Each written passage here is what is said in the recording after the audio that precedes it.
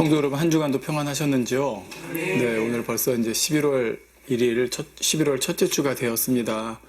이제 2020년도를 마무리해가는 이제 시점에 접어들었는데, 오늘도 말씀을 통해서 저와 여러분이 2020년도 더 아름답게 또 잘 마무리할 수 있는 그런 시간들이 되면 좋겠습니다.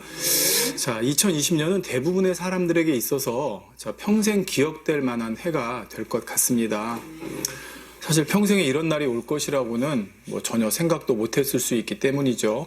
온 국민이 길을 가도 어디를 가도 마스크를 다 쓰고 또 사람과 사람이 대하는 것을 조심해야 되고 참으로 기이한 모습이 펼쳐지고 있는 2020년입니다. 그런데 우리나라 국민들은 대체적으로 나라에서 이렇게 합시다라고 하는 어떤 규칙, 방침을 잘 따르는 것 같습니다. 뉴스에 보니까 미국이나 유럽 같은 나라에서는 마스크를 써야 된다고 그러고 또 모임을 못 갖게 하니까 그러한 정부 방침에 반발해서 시위를 하고 데모하는 이런 모습들을 흔히 볼 수가 있었습니다. 아마 그들은 개인의 자유를 그만큼 더 중요하게 생각하기 때문인 것 같습니다. 하지만 이번 코로나뿐 아니라 앞으로 또 어떤 새로운 전염병이 나와서 지금보다 훨씬 더 강한 전파력과 또 치사율을 보이게 된다면 그때는 공공의 이익을 위해 개인의 자유는 그만큼 더 제한을 받을 수밖에 없을 것 같습니다. 중국의 경우를 보셔서 알겠지만 중국은 처음에 그 우한이라는 도시 자체를 아예 봉쇄해버리지 않습니까? 집에서도 못 나오도록요. 사회주의 국가니까 그것이 가능할 수 있겠다 생각할 수도 있지만 지금 보면 사회주의 국가가 아닌 자유민주주의 국가, 흔히 유럽에서도 그렇죠. 민주주의가 발생한 유럽에서도 봉쇄니 제한이니 하면서 이제 국민들의 외출까지도 통제하는 그런 나라들이 점점 많아지고 있습니다. 이처럼 크든 작든 전 세계 대부분의 나라에서 개인의 자유에 대한 통제가 이루어지고 있는 것입니다. 자, 그런데 이런 상황이 되니까 사람들이 오히려 예전에 누리던 자유의 소중함을 더 느끼게 되는 것 같습니다. 자유를 침해받지 않고 마음껏 누리고 있을 때는 잘 몰랐는데 막상 그 자유를 제약당하다 보니까 새삼 그 자유의 소중함을 느끼게 되는 것이죠. 자, 그렇다면 여러분에게 있어서 자유는 어떤 의미를 가집니까? 오늘은 바로 이 자유에 대해서 살펴보려고 합니다. 오늘 제목은 진리의 자유입니다. 본문은 요한복음 8장 32절이고요. 진리를 알지니 진리가 너희를 자유케 하리라. 자, 이 말씀을 본문으로 자유에 대해 살펴보려는데 물론 우리가 살펴보려는 자유는 무슨 신체적, 사상적, 사회적 이런 자유를 말하는 게 아닙니다. 미국에 독립할 때 그런 얘기들이 있었잖아요. 자유가 아니면 죽음을 달라.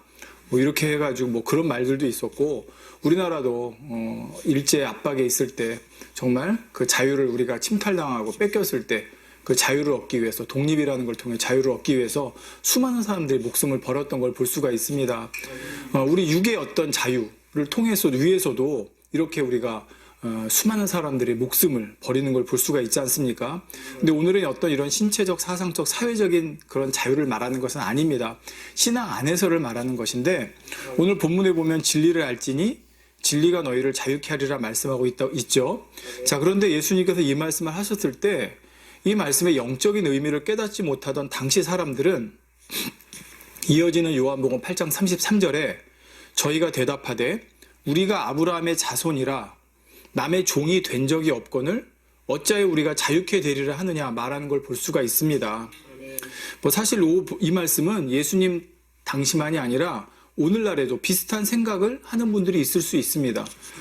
아직 영적인 의미를 모르고 초신자나 새신자 이런 분들은 내가 어디 갇히거나 누구한테 억압된 것도 아닌데 웬 자유를 준다고 하는가 말입니다.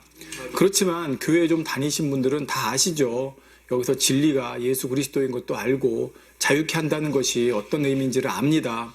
자, 그런데 오늘은 좀 그거를 다른 관점에서 살펴보려고 하는 것입니다. 자유란 일반적으로 억압이나 제약이 없는 상태 또는 자기 자신이 하고 싶은 마음대로 할 수 있는 상태를 자유라고 합니다. 그러니까 우리가 어떤 억압이나 제약이 없고 내가 하고 싶은 대로 마음껏 할 수 있는 상태면 나는 자유하다고 말할 수 있겠죠. 그렇다면 예수님께서는 왜 어떤 감옥에 갇힌 것도 아니고 어떤 제약이나 억압에 있는 것도 아닌데 또 마음대로 할 수 있는 사람들에게 왜 자유롭게 하리라고 말씀하셨을까요? 예수님이 말씀하셨으면 당연히 의미가 있을 것이고 또 우리 중에 누구도 자유를 구속받고 싶은 사람은 없을 것입니다. 따라서 이 말씀에서 의미하는 자유가 무엇인지를 알아서 당연히 누려야 하지 않겠습니까?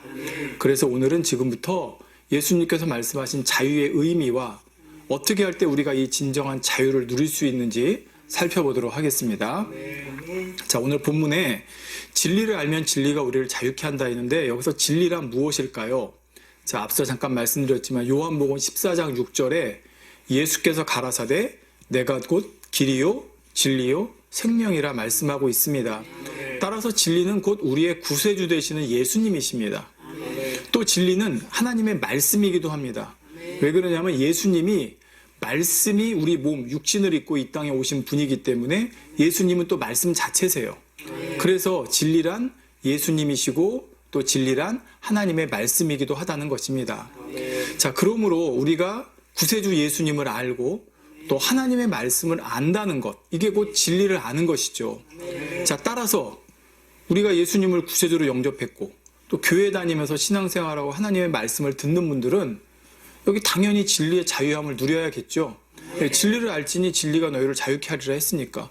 또 신앙생활을 더 많이 한 분들은 더 진리를 많이 할 거 아니에요. 교회 1년 다닌 분보다 10년, 20년, 30년 다닌 분들이 하나님 말씀, 진리도 더 많이 알 테니까 그러면 신앙생활 많이 한 분들이 더 자유함을 누려야겠죠. 이게 하나님 말씀이니까 말입니다. 자, 그런데 지금부터 약간 좀 반대적인 관점에서 제가 이야기를 좀 풀어가 보겠습니다. 자, 가끔 보면 신앙생활 하면서 교회 다니는데 오히려 자유를 제약받는다고 느끼는 분들이 있습니다. 예를 들면 교회 다니기 전에는, 신앙생활 하기 전에는 하고 싶은 대로 마음껏 살았어요. 근데 막상 교회에 나와서, 좋다고 해서 교회에 나와서 보니까 예전에 살던 삶과는 다른 삶을 요구받습니다.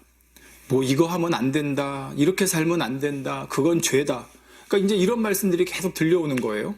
또 이렇게 살아야 한다, 이것이 하나님이 원하시는 거다, 이것이 하나님의 뜻이다, 이런 식으로 계속 듣습니다. 그러니까 예전에 세상에서 살던 사람이 교회에 나와서 신앙생활을 하면 뭐 이렇게 하지 못하게 제약하는 것도 많고, 나를 갖다가 이렇게 못하게 울고 매는 것 같기도, 이런 것 같기도 하고, 또 그것뿐만 아니라 뭘 해라, 뭘 시키는 게 또 이렇게 많은지. 예를 들면 그렇잖아요. 세상에서는 뭐 술, 담배니 뭐 이런 거 세상적인 어떤 유흥이나 이런 거 즐겼는데 그런 거 하면 안 된다고 하죠. 또 기도해야 된다, 말씀, 주일날이면 뭐 교회 나와야 된다, 세상에 어울려도 안 된다, 거룩한 삶을 살아야 된다. 그러니까 제가 지금 분명히 말씀드립니다. 약간 좀 반대적인 입장에서 말씀드린다고요. 그러니까 신앙생활 하면서 이런 것들을 자꾸 들으면 교회 신앙생활 하니까 뭐 이렇게 자꾸 날 이렇게 힘들게 하지?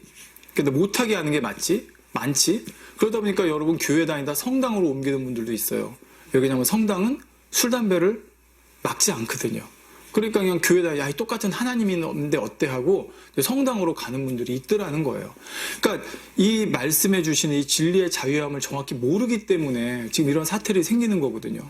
뿐만 아니라 교회에서 가르치는 내용 중에 보면 예전에 세상에서 살아오던 사고방식과 가치관과는 반대되는 내용들이 많습니다. 나름대로 세상에서도 도덕적이고 선하게 살았다고 생각하는 사람들도 성경의 가르침 중에는 자기 생각과 부딪히는 게 나올 수 있죠. 예를 들어 오른뺨 맞으면 왼편도 돌려대라. 속옷을 달라 하는 사람에게 겉옷까지 주라.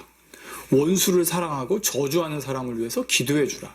그러니까 이런 말씀을 들으면 물론 좋은 말씀인 건 알겠는데 요즘 같은 세상에 그게 가능한가? 이런 생각을 할 수가 있다는 것입니다. 그러다 보니까 요즘 같은 세상에 어떻게 말씀 그대로 다 살아. 그냥 적당히 어느 선에서 타협하면서 살면 될 수 있지 않아? 이렇게 생각할 수 있다는 말이죠. 자, 그런데 이런 생각이 점점 들기 시작하면 이제 단에서 나오는 하나님의 말씀이 좀 다르게 들리기 시작해요. 아까 말씀드렸죠. 교회에 나오니 왜 이렇게 못하게 하는 거 많어? 왜 이렇게 내 자유로운 삶을 제약하는 게 많어?